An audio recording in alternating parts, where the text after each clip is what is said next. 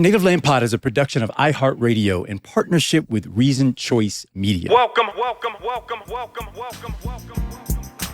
home, everybody. This is, of course, your family here over at Native Land Pod. This is this week's MiniPod, which I want to go ahead and kick over to my good co-host and friend Tiffany to, I think, pick up from some of the themes that we began at Investfest. And there was one particular topic, Tiffany, if you recall, that you opened up that, I don't know. Let's see. Well, let me just first say thank you again to Troy and Rashad, who host Investfest. I'm sure you guys may already follow them on social media. They had an amazing gathering with tens of thousands of people who came with financial literacy inquiry, and it was a great networking opportunity. And they were polite enough to extend us the stage. And we were joined by amazing guests. So if you haven't checked out that episode, please be sure you can find that episode on all Native Land properties. During this conversation, we were posing each other questions, and Angela polled the audience a few times. And I was sitting there watching tens of thousands of people in the audience. And I started thinking, like, gosh, we're all sitting here trying to build wealth while democracy is falling around us. And we have this audience before us. How can we meet the moment to address some of these other things, which got me on this whole philosophical kick? So I asked my fellow co-hosts, the panelists, and the audience just to plant a seed of thought. That can Black people thrive and survive in the very system of capitalism, which in America was born out of the plantation. So it was, it was a lot of like cheers and yay. But when I asked that question, it was a little quiet. We're talking about entrepreneurship, and you touched on this so beautifully, Reverend Bryant, when you talked about chase your purpose and not your profit. And I'm just sitting here wondering, because so many people in entrepreneurship, a lot of people want to become, their goal is to, make millions. And I just wonder, the system of capitalism originated on the plantation. And if we are trying to build empires and not community, does this system of capitalism serve us? We may not be able to answer that on the panel, but I just want to throw that out to the audience to think about it as we're building businesses and hopefully building community. And if y'all had thoughts on it, I would love to hear it. But I'm happy I posed it, because it wasn't necessarily meant to be addressed then, but I wanted to at least plant that seed of thought, because even that seems like their way of doing things. If we become individuals just trying to build our own empires, trying to build wealth, it seems like that adopts the white is right way. Before we came to America, there were systems that there was no capitalism. We just didn't function that way. Are you talking bartering? Because I think that's part of what I'd like to invite from you, now that we've got a little bit of time on it, is how you may, I don't want you to describe the perfect system, but if you had some options that you would describe, that you would want to be in a system of the economy, or replacing the current form of economy we have. Like, what are some of the elements you might want to be included there? Or what you might want to make sure we avoid? Yes. So to me, if it poses the question, if our basic needs are met, what do we get to create? Who do we get to be? How do we get to function? So there are political systems and there are economic systems. And some would argue in capitalism, I think Ibram Kendi said, I think racism and capitalism are twin components. Forgive me, Ibram, if I'm misquoting you. So for me, and I've also read a few books about this. One I've referenced here is a work of fiction called Sky Full of Elephants. For me, I wonder, like, if I'm just living in my space, growing in my garden, and I can give to you. I have home, I have food, I have shelter. And if I'm growing greens and carrots and potatoes in my garden, and you're growing turnips and strawberries and peaches in your garden, can we function that way? Yeah. In this Black city that the guest in our main episode this week posed, in this Black city, is it possible? And I don't know. I think it's worth having an actual economist maybe address some of this, because I don't know what that looks like. But I at least want us to think about it. I wonder too if we should be presuming that everybody wants the same things. Like, part of what I heard you saying, Tiff, earlier was, there's this idea that the convening, the Earn Your Leisure is the entity that puts on Investfest. Is there something tone deaf about that right now? And there are people who are participating in those convenings, in those conferences, wanting to be a part of, an investment group, because they have always felt the way that some of us are feeling right now, right? They've always felt under attack. They've always felt like they don't have enough. They always feel like they're having to choose one basic necessity from another. And the thing that I'm kind of fascinated by in this conversation is I want to set up mutual aid networks and bartering systems and all these things. But there are a lot of people who are like, nah, I've been kind of doing some element of that. Rob Peter to pay Paul, even though I would not put that stank spin on bartering, but just go with me for a second. But the mentality's now shifted to, what do I need to do to secure the bag? We hear that language a lot. Or back in our day, it was, get that money, man, right? Like all of these things or get your hustle on or whatever. There is some paper chase, right? There's a thing where there is something we're aspiring to, and I don't think that aspiration is rooted in basic needs. It is in being, a real estate mogul where you have a ton of rental properties. It's being able to get that yacht and you set it off with your friends with the Ace of Spades. It's being able to get, a Maybach and, Chase Rick Ross, who found his dumb ass in a Target the other day, by the way, but I digress. There are all of these things, and I believe he's probably paid for it like Kai Cenat, but we'll do that another time.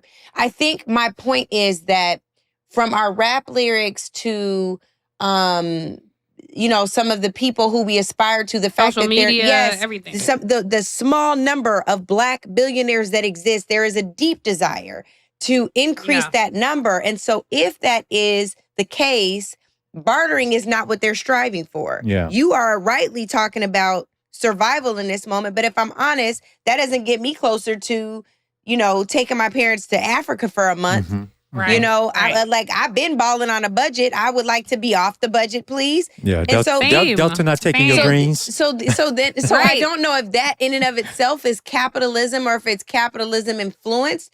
But I just wonder if there is if there's space for two of those ideas to safely coexist. And I don't know.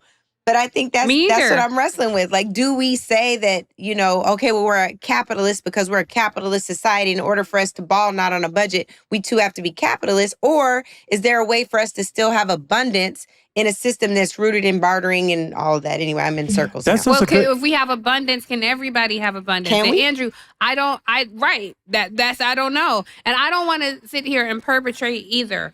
I too desire wealth. Like, I work towards it. People, constantly call out my hypocrisy because I'll be honest, I'm probably not going to fly coach unless it's like some sort of thing. I know that sounds horrible, but I literally will forget because they're like, oh, your luggage is over. I'm like, no, it's not. And it's like, oh, I forget. Like, if you're, you have a different luggage. It is, listen, I'm just being honest. It is a lifestyle that I aim for, that I become accustomed to. And then when it shakes, you're like, oh, I am married to this system of capitalism. I was in an argument with somebody, and he's very successful. And I was arguing with him, basically saying like, okay, but your success doesn't define you. You could be some little African-American history professor somewhere. And that's like a dope thing. And he was like, do you hear yourself? You said some little African-American history. Like, there is a ranking. Not you, Dr. Carr. She love you, Dr. Carr. Right? That's what I'm saying. And Greg Carr is one of my favorite people. Ibram, she loves you too, brother. Ibram too. And Ibram, all of it. I put these people in the highest respect. Does. But to be told, to have my words reflected back to me that way, I did actually wonder, like, oh, I have some of this embedded in who I am. And that's not okay. How do I unlearn those things? Is it not and okay, am I though? willing? Is it not okay? Well, the hierarchy part, I didn't like hearing that repeated back to me. I was like, oh, that is true. Like when I say some little, Well, maybe, like I didn't like that. But why do you have to put a judgment value on whether or not you desire nice things and to fly in? I don't know. Well, I think she was just pointing out the hypocrisy. No, I get the hypocrisy. I'm just saying why, from a value set, to me, all right, I guess I'm absolutely in the capitalist system, as we are if you live here in America, unless you're off the grid and you do your own thing. I'm more concerned with where you sort of hinted at, which is, what about the basic of needs being established across? Why can't our system of capitalism establish a universal floor by which, from that floor, you can go on to achieve all the things in the world that you may want to, but at a very basic level, you're going to have a house. You're going to have guaranteed a roof over income your head. Or something like that. that. At a basic level, you're going to have access to health care that doesn't break the bank and break you for going in, to see about a communicable disease that you can transfer to other people, or a cold or a cough, again, that you can transfer to other people that could equal much more by way of impact on them than you. But so I wish our system of capitalism made more room and put more emphasis on a floor. That way, I'm not trying to cap your future. I'm not trying to put a cap on all the wonderful, amazing things you can earn and buy and create, which is what a lot of people fear when we have universal systems of anything, is that all you want to do is cap my income or cap my potential, cap my innovation, take it away if you regulate, or so on and so forth. So I don't want to attack that part. Even though I do believe that part ought to be taxed appropriately, that they ought to make the contributions back to society as much as their secretaries do, which doesn't exist in today's capitalist society. In most forms, I believe the Donald Trumps of the world, and okay, maybe you're not him, but the most successful capitalists in this country largely believe that they shouldn't pay taxes because their contributions to the country is the fact that they create jobs for people here. I mean, I've heard wealthy people say that my contribution is that I give other people a place to work. That's all fine. What I'm concerned about is your financial contribution back for all that you have taken from the country.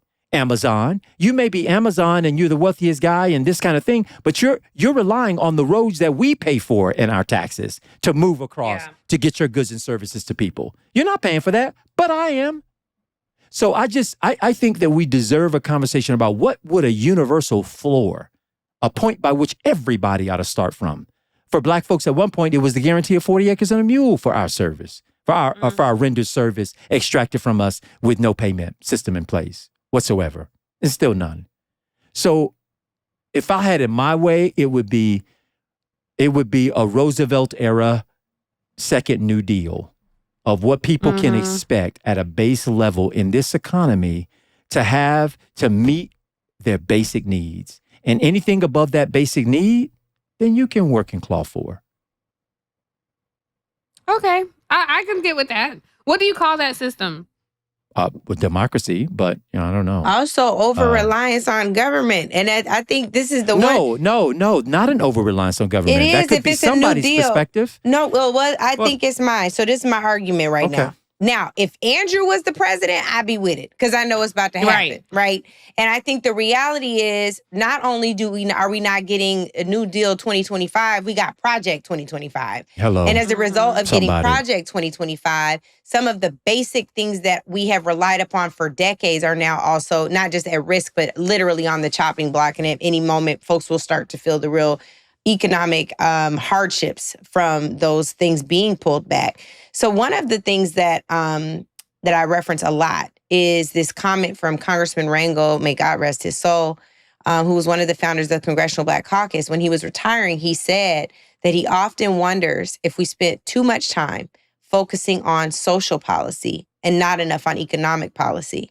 And I think his perspective on that was many of the things that we seek to change socially, we could address if we had our own resource. But what we've done is we've set up a system where because we deserve it, right? We're not saying we don't deserve it. The government doesn't owe us. But because we deserve it, because the government owes us, we're going to hold them to account to give us what they owe. That's great. But at the same time, we were not building a simultaneous system for things that we should also receive. In all of the attempts that we've had historically, from the Freedmen's Bank to Garrison Fraser and the special order number 15 to now, to every demand we've had. It is somehow still related back to what the government must do. I think that the place where we've missed is what we must also do, just in case the government does what the government does and does not do it or give us what they owe us. Can what I can we attract build the for mythology ourselves? of it? Sure. Because I think it is built may. on a myth. I think it is mythology. I want to hear it. Because whether you're black, white, or other, when those folks have gotten into places of wealth, those individuals have not necessarily taken those resources and put them back into building stronger society. They've largely concentrated them on themselves. In many cases, saving their own money and taking the government's money and using that money as its leverage to build even more wealth. And if not the government's money directly, the services provided by the government. I gave the example of Amazon driving on our roads, but take it further. The people who are in favor of abolishing the post office, right? And they're saying, it is highly inefficient, this, that, and the third. No, the post office and the government as its owner,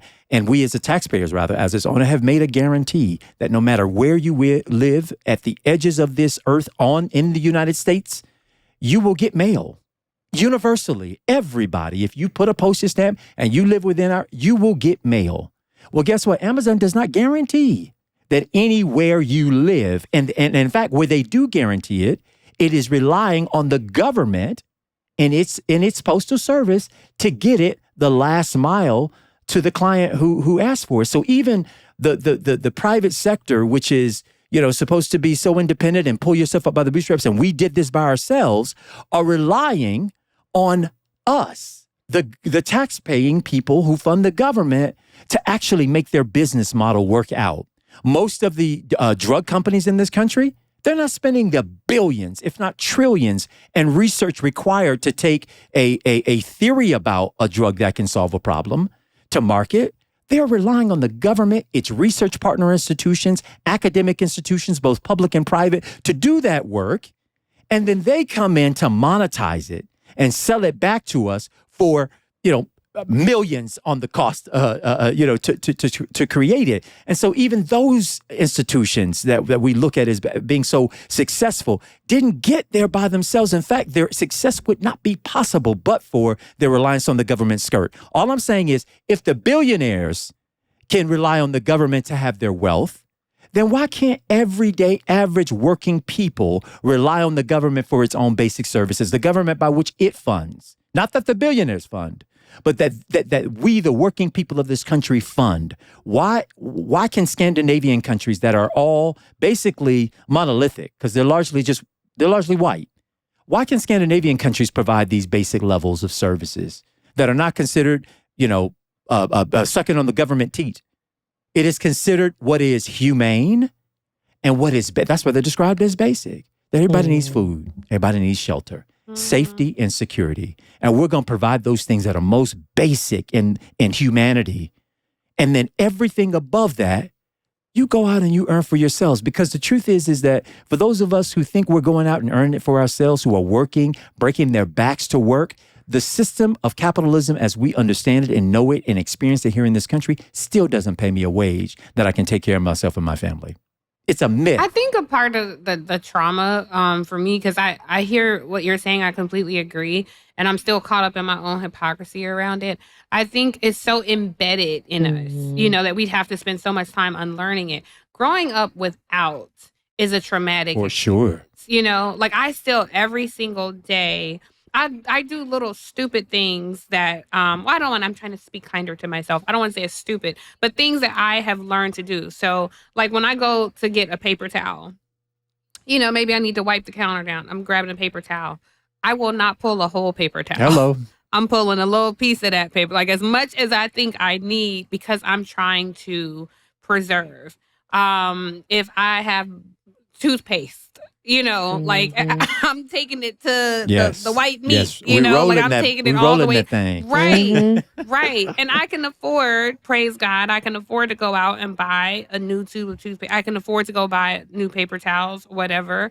But my mind is such that I remember is a scarcity mindset. Yeah. That whatever I have today, I might not have tomorrow. So let me preserve. I'm like that with lotion. I'm just everything. And so it is a constant. And so that is a part of my desire for wealth. I'm always afraid that I'm going to go back. Yeah. So even, on a flight, it's like, okay, maybe a coach seat is the best way to take a 2-hour flight, like just grab it. But in my mind, it's like once you accept that, then that is like you have taken a step back. You have shifted timelines and now you're going back this way. And there is trauma around that. Yeah. There's trauma around, not having enough. For sure. And in this time, in a time such as this, clinging so desperately to what we have.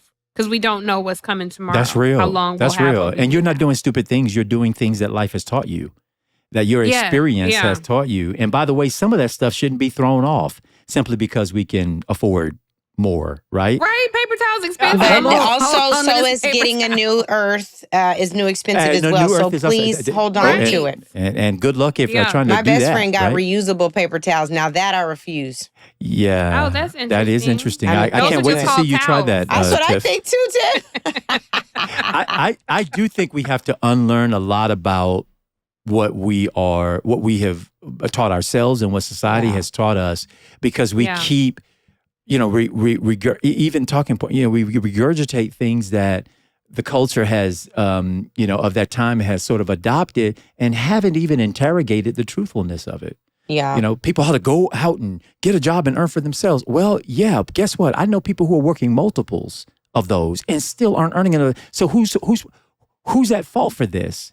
The people who are breaking their necks and spending their minimum 8 hours, likely 10 to 12, working, or the people who are failing to pay them what they are worth, who are failing to pay them what they deserve? And so I just think systems of financial systems like the one that we have, where you can earn as much as you want to, and I've got thoughts on whether or not that ought to have some whatever. But largely, the people who go out and earn, your innovation and your hard work is rewarded.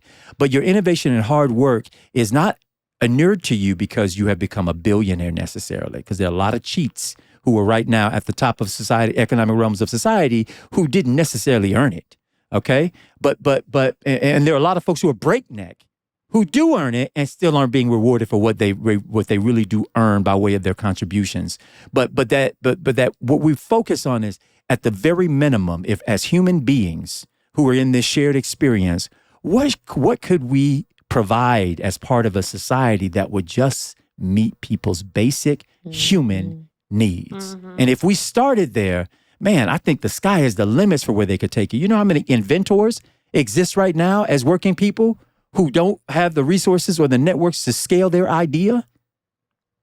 You create openings for growth. We create openings if we can get past desperation and just trying to survive. If we can get past that, we can get to innovation and thriving. Yeah. For everybody. Can we as Black folks, this is not my idea, this is Latasha Brown, but can we as Black folks trade directly with other countries legally? No. Because we're an innovative people. We have all these ideas. And so she was saying, like, why can't we orchestrate our own trade deals independent of the government? I don't know the parameters around it. But right now, good luck in the next week, because the government under Trump has just removed de minimis minimums for mailing packages. So previously, anything that was mailed from another country to one other country, thinking about packaging and sending and trading, but moreover, thinking about people who use the internet to buy a lot of their goods from other, that are made in other places. And that is, they used to be $800, anything under $800 in value, they didn't have to pay the tariffs on, and they didn't have to pay the excess and postage for. Now the Trump administration has removed de minimis, and next week, at the end of next week, those tariffs are going to be hitting those products, and you're going to be paying mountains more than what you paid before. So yes, the government has restrictions on how you can do that. But part of this is what you know from when you fly on a plane in your first class and you make those declarations about what you're bringing back and what you're taking, that there are caps on what you can do. But Trump and his administration has made that made it even more burdensome. And in 7 or so days, or whenever you're listening to this, about a week from today of our talking, that price is going to go up pretty significantly for most people. Y'all, I know we have entered and weaned into a couple of different areas, but I want to thank per usual Tiffany for this topic because I think it is one that we really ought to continue to interrogate and revisit. And that is, what kind of system would we build if we had our druthers build and participate in? But for our listeners, we thank you, of course, for giving us a little bit more of your time. We do not take it for granted. You've got many choices, and we're really glad and thankful that you choose us. We hope also that you will listen to the other shows that are available on this platform.